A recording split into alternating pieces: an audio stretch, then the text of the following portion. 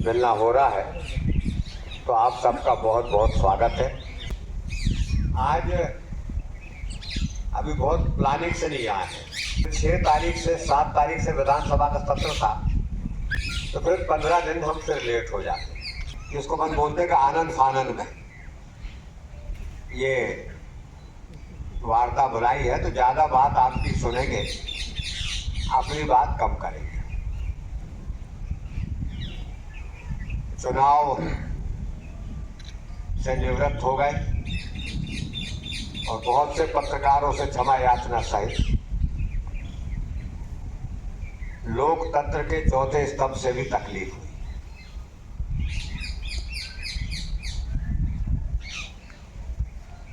क्यों हुई, कैसे हुई, इस पर नहीं जाना चाहती, क्योंकि अब उनके सब अधिकारियों से बात हो गई, इसलिए उस पर नहीं जाना चाहते। तो मेरा अनुरोध है, आप लोगों के ऊपर ही लोकतंत्र है, क्योंकि मैं हमेशा बोलता हूं लोकतंत्र सूचना से चलता है।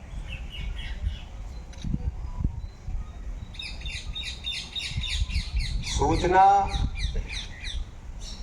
व्हाट्सएप और जो सोशल मीडिया पर है 80-90% गलत रहती है। इलेक्ट्रॉनिक मीडिया तक हर आदमी की पहुंच नहीं होती, और इसलिए यदि सूचना जाती है तो आपसे ही जाती है। और यदि एक तरफा रवैया रहेगा किसी भी अखबार का, और बड़े बड़े अखबार ने अब की तो ये क्यों किया, इस पर हम नहीं जाए। तो मैंने उस दिन भी कहा था और आज भी कहता हूं कि लोकतंत्र समाप्त हो जाएगा या प्रिंट मीडिया समाप्त हो जाएगा। झूठी खबरें कौन पढ़ेगा, सबको सब मालूम रहता है, आज नहीं तो कल मालूम हो जाएगा। और इसका परिणाम भी दिख गया चुनाव में, जनता ने सब समझा, पढ़ने की बजाय देख करके समझा।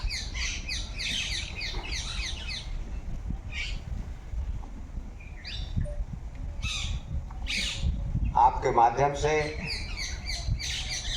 हमारी बात हम जनता तक पहुंचाते और जनता की बात हम तक आती। मेरा तो वर्षों से ये स्वभाव रहा है कि मैं समाचार पत्र पढ़ करके ही कार्यवाही अधिकारियों से करने की सोचता हूं। इसलिए मेरी अपेक्षा है कि हम सब शुद्ध भावना से, बिना राग द्वेष, हम तो शपथ लेते हैं कि राग और द्वेष के बिना हम कार्यवाही करेंगे, पर आपको शपथ लेना नहीं पड़ता।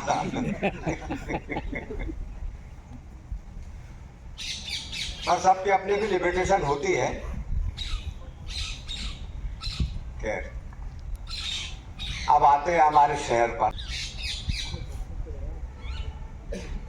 पिछले मां नर्मदा की कृपा है कि बहुत वर्षों बाद ही सही सार्वजनिक जीवन के 23 साल निकल गए, तब नर्मदापुरम आने का मौका मिला काम करने के लिए। 90 में इटारसी में विधायक बन गया था, उसके पहले सोशल वर्कर के नाते भी वही था।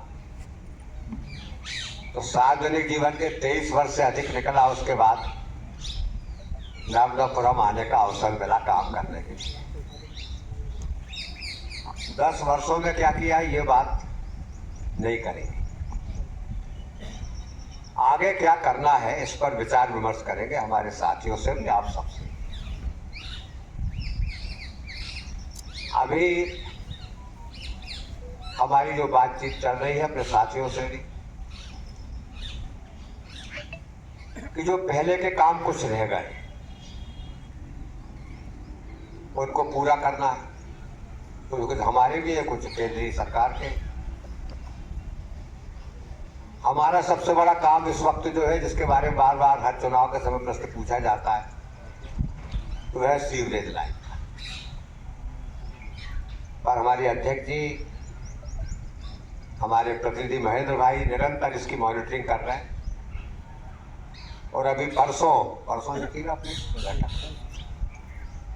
हमारी रामदापुरम की त्रैमासिक बैठक में भी हम लोगों ने इस विषय को लिया था कि जहाँ जहाँ काम हो रहा है वहाँ वहाँ रेस्टोरेशन भी हो। क्योंकि अभी मुझे लेट में इसलिए हो गया कि हाउसिंग बोर्ड में फंस गया आकर, शॉर्टकट से आ रहा था, तो वहाँ तो पूरा हाउसिंग बोर्ड खुदा पड़ा और मशीन चली रही थी। जब हम आए जब तो नाली के बगल में से धीरे धीरे निकालना पड़ा। तो कल ही हम लोगों ने बात की है कि उसका परसों की रेस्टोरेशन, तो उसकी एक समय सीमा भी दी है। तो सीवरेज लाइन जल्दी डले, चैम्बर जल्दी से जगह बने और उसका प्लांट भी का काम भी साथ में प्रारंभ हो। उसको हम जल्दी से जल्दी पूर्ण करने का प्रयत्न करेंगे। दूसरा काम अंडरपास का है जो वहाँ रसूलिया में बनना है, रेलवे का है, उसको भी हम परसों कर रहे हैं। डेवलपमेंट के कायाकल्प से हमने काम लिए हैं।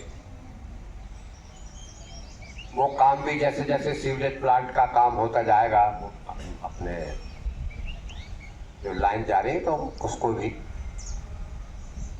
कायाकल्प के माध्यम से सड़कों को सीमेंट का लिया है। इटारसी में हमने डामरीकरण किया है।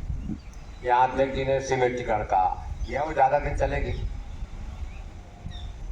तो सीमेंट से उनको ठीक करेंगे। हमें सब्जी मंडी व्यवस्थित करना है। दशहरा मैदान का निर्माण अधूरा, उसको पूरा करना है। संजीवनी क्लिनिक्स के काम किन्हीं न किन्हीं कारणों से रुके, उनको पूरा करना है। रसूलिया में तहसील कार्यालय का कार्य प्रारंभ है, संजीवनी का भी हो गया है काफी कुछ। परसों हमने बात की थी सीएम राइज स्कूल की जमीन के लिए, तो सीएम राइज स्कूल की जमीन की कार्यवाही भी आगे बढ़ गई है। फिर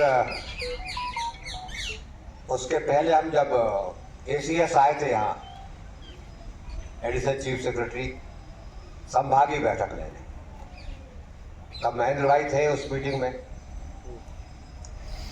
तब भी हमने उसकी जो अपना कचरा घर है उसके बारे में चर्चा की थी कि उसकी, और अभी हमको सीएमओ साहब ने तब जानकारी दी थी कि उसके टेंडर हमने निकाल दिए। वो एक बड़ा काम है, मशीनें भी खरीदों के ऑर्डर हो गए, जो बार बार आपके समाचार पत्रों में आता है। हम जल्दी इस व्यवस्था को भी ठीक करेंगे और वहाँ के रहने वालों को भी कहीं शिफ्ट करेंगे। उनसे बातचीत हो गई, वो तैयार है, किंतु उपयुक्त जगह नहीं मिल रही है, इसलिए दिक्कत आ रही है। मैं सोचता हूँ कि हम शहर के, अच्छा, एक अभी बहुत बड़ा काम अध्यक्ष जी ने किया है, मीनाक्षी चौक और मीनाक्षी रोड जो कॉलेज से जाती है उसको ठीक करने का काम, चौड़ी करने का और उसको व्यवस्थित करने का, उसको भी ले लिया है। आज ही मैंने आपके अखबारों में भी पढ़ा कि 1 महीना लगेगा। अध्यक्ष जी संबोधन और जल्दी कर दें उसको, जितने जल्दी हो सके दोनों तरफ। और इसको फिर अतिक्रमण अभियान को अभी हम लोग इटारसी की बैठक लेकर के आ रहे हैं। इस अतिक्रमण अभियान को यद्यपि अपने परसों इसकी बात नहीं की थी, पर हम फिर प्रशासन के साथ बैठ करके तो अतिक्रमण अभियान को भी तेज करेंगे। यहाँ पार्टी के लिए अपन प्रस्ताव दिया था,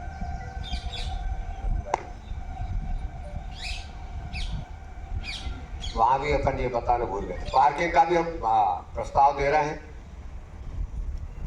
क्योंकि पार्किंग होगी तो अतिक्रमण हटेगा। अभी सबसे बड़ी दिक्कत गाड़ियों से ही होती है, तो अभी आप पार्किंग की व्यवस्था भी कर रहे हैं। फिर जो नर्मदा लोक के लिए राशि आई है उसके काम को भी आगे बढ़ा रहे हैं।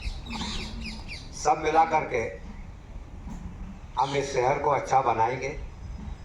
पर एक बात जो कि आप बोलेंगे उसके पहले हम कह देते हैं, फिर आपकी भी सुनेंगे कि यहाँ शराब और जुआ सट्टा जो खुलेआम चल रहा है। परसों की मीटिंग में हमारे सब साथियों ने बड़े क्रोध से उसको उठाया और प्रशासन को ताकीद दी है कि अविलंब तत्काल बंद होना चाहिए। कुछ लोगों के खिलाफ जिला बदर की कार्यवाही भी प्रचलित हो गई है और आगे भी होगी। तो हम लॉ एंड ऑर्डर को भी सख्ती से ठीक करेंगे, उसमें कोई कंप्रोमाइज नहीं होगा। मैंने अपनी बात कह ली, बीच में कुछ याद आ जाएगा तो जैसा मैंने आप समझोते में बिना तैयारी के आया। इस बीच में आखिरी बात कि हमारी भारत सरकार का बजट आ गया है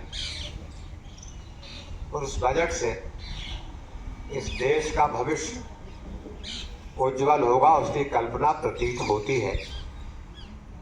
हम एक अच्छे बहुत डिटेल में नहीं जाऊंगा, किंतु समाज के सभी वर्गों को उसमें लिया है।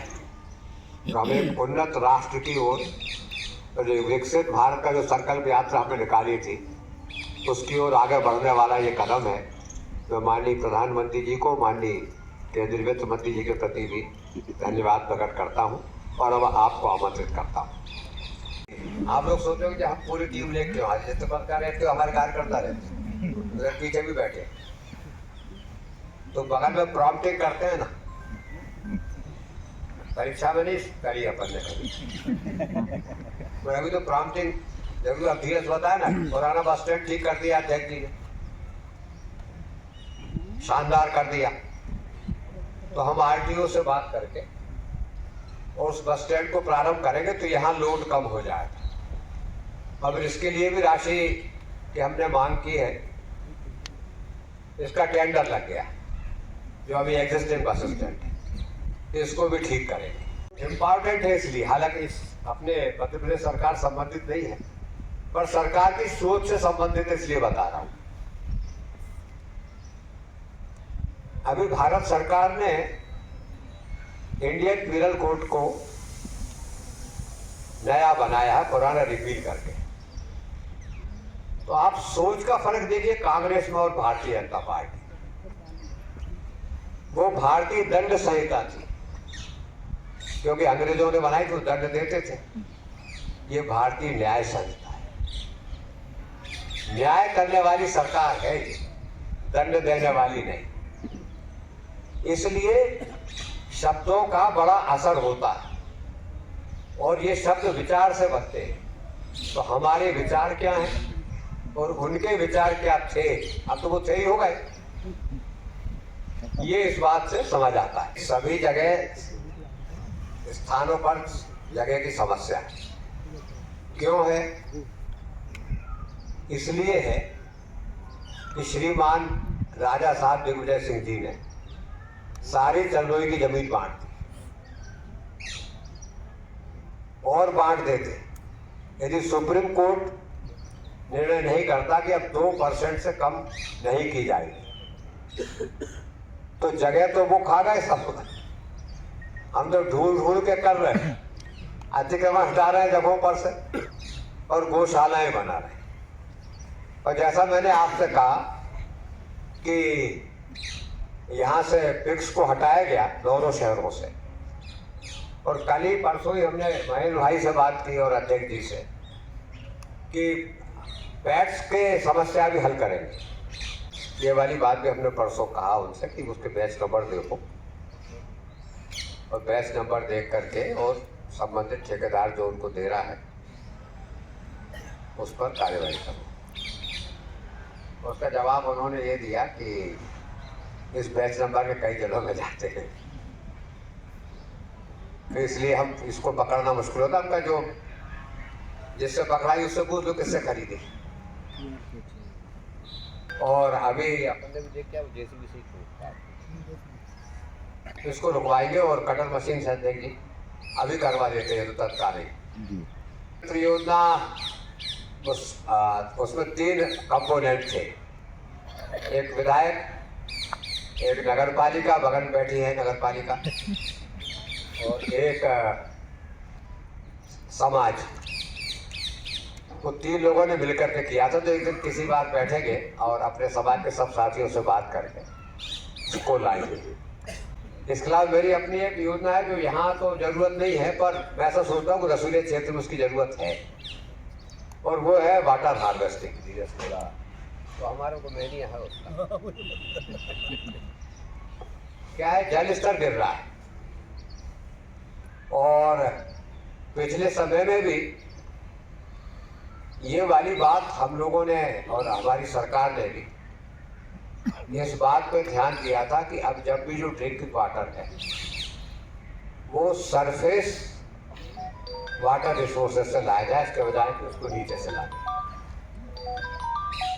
तो पर अभी भी हम जब क्षेत्र में जाते हैं तो ट्यूबवेल की मांग करते हैं लोग, क्योंकि लोग ये नहीं समझ रहे कि देर सवेर नीचे का पानी का लेवल कम होता जा रहा है।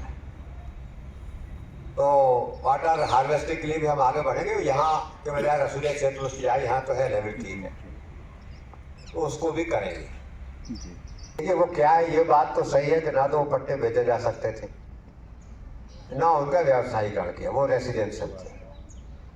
किंतु अब वो योजना 30-40 साल पुरानी हो गई, समय बदल गया